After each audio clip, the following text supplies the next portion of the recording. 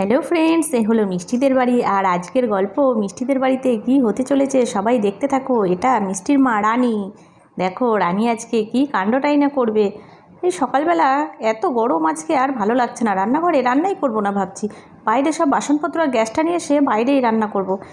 এই আষাঢ় মাস কে বলবে। যাই যাই একটু দেখে আসি তো। এ বাবা, দোলনাটা ফাঁকা পড়ে আছে, সব ছেলেপেলে কোথায় গেল কি জানি। এই দোলনা নিয়ে এত মারামারি, আর আজ এখন দোলনা ফাঁকা পড়ে আছে, কেউ উঠছেই না দোলনাতে। যাই আমি ওদিকে গিয়ে রান্নাটা সেরে ফেলি। ভাবছি আজ কি একটা জিনিস বানাই, কি বানাই কি বানাই। আজ বরঞ্চ আমি মিষ্টি বানাই। দেখি তো, লাড্ডু বানাবো আজকে। ও জেম্মা জেম্মা, তুমি এখানে বসে রান্না করবা নাকি আজকে? বাইরে সব বাসনপত্র নিয়ে এসেছো, কী মজা, তুমি বাইরে বসে রান্না করবা? হ্যাঁ সোনা, রান্নাঘরে প্রচণ্ড গরম, দেখো না আষাঢ় মাস কে বলবে, কোনো বৃষ্টি নেই। ভালো ভালো, তুমি ওখানে রান্না করো, আমি ওপরে গিয়ে বসে বসে সব দেখি, ঠিক আছে? হ্যাঁ হ্যাঁ, বেশ তাই ভালো। কি দারুণ গন্ধ বেরিয়েছে, লাড্ডুটা মনে হচ্ছে দারুণ হবে। এই তো রেডি হয়ে গেছে, এবার আমি লাড্ডুগুলোকে পাকিয়ে ফেলি, দেখি খুব সুন্দর হবে লাড্ডুগুলো আজকের।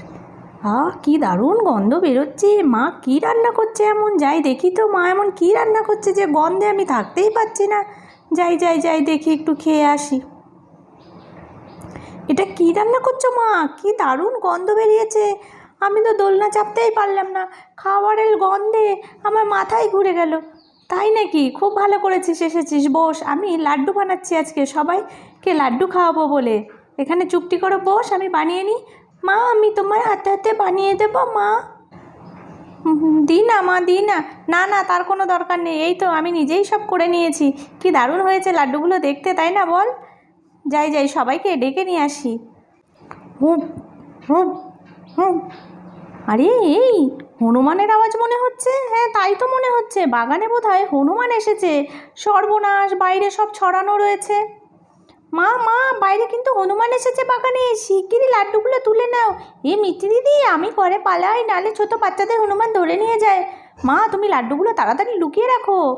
ঠিক আছে, আমি লাড্ডুগুলোকে লুকিয়ে রাখছি, তুমি একটুখানি খেয়াল রেখো। হ্যাঁ, আমি দেখি কোথায় আবার হনুমান এলো, তাড়িয়ে আসি। ঠিক আছে মা, তুমি যাও। কোথায় দেখি তো, দেখি তো, বাগানে হনুমান এসেছে নাকি? এ বাবা, তাই তো, কত হনুমান এসেছে, সর্বনাশ করেছে। আরে হনুমানগুলো তো কোনো ফলও নেই গাছে আমার বাগানের, কি খাবে কি জানি, কিছু খেতে পাচ্ছে না, খিদে পেয়েছে, ওই জন্যই বোধহয় এরকম করে বসে আছে। কি যে করি, কি যে করি, বিস্কুট নিয়ে এসে দেবো না কি বুঝতে পারছি না। না না, যাই বরঞ্চ আমি লাড্ডু বানালাম, লাড্ডুগুলোই নিয়ে এসে বরঞ্চ হনুমানকে দিই, ওরা খুব খুশি হবে, হনুমানগুলো খুবই ভালো মনে হচ্ছে। এই মিষ্টি দে তো, লাড্ডুর থালাটা দে তো, ওই হনুমানগুলোকে দিই, হনুমানগুলো খুবই ভালো। সে কি মা, তুমি হনুমানকে লাড্ডু খাওয়াবে? তোমার গালে থাপ্পড় মারবে তো। আরে না না, দেখ না, কিছুই করবে না। এই তো এই তো এই তো, এবার এই লাড্ডুর থালা থেকে হনুমানগুলো নিশ্চয়ই লাড্ডু নিয়ে যাবে একটা করে, খুব ভালো হবে। বাহ বাহ বাহ, হনুমানগুলো তো খুবই ভালো, কী সুন্দর লাইন দিয়ে বসে পড়লো, আমার দিকে তেড়েও আসছে না। খুব ভালো হনুমান। এই তো, আসলে ওদের প্রচণ্ড খিদে পেয়েছে, গাছের ফল টল কিছুই তো নেই, ওরাই বা কী খেয়ে বাঁচবে আমরা যদি ওদেরকে খেতে না দিই। যাক, আমি লাড্ডুগুলো ভাগ্যিস বানিয়েছিলাম, আজকে ওরা খেয়ে একটু শান্তি পাবে। কতদিন বোধহয় বেচারারা কিছু খায়নি। আমার বাগানের গাছে তো কোনো ফল ফুল কিছুই নেই, শুধু কয়েকটা কচি কচি পাতা ছিল, সেগুলো ছিঁড়ে ছিঁড়ে ওরা খেলো।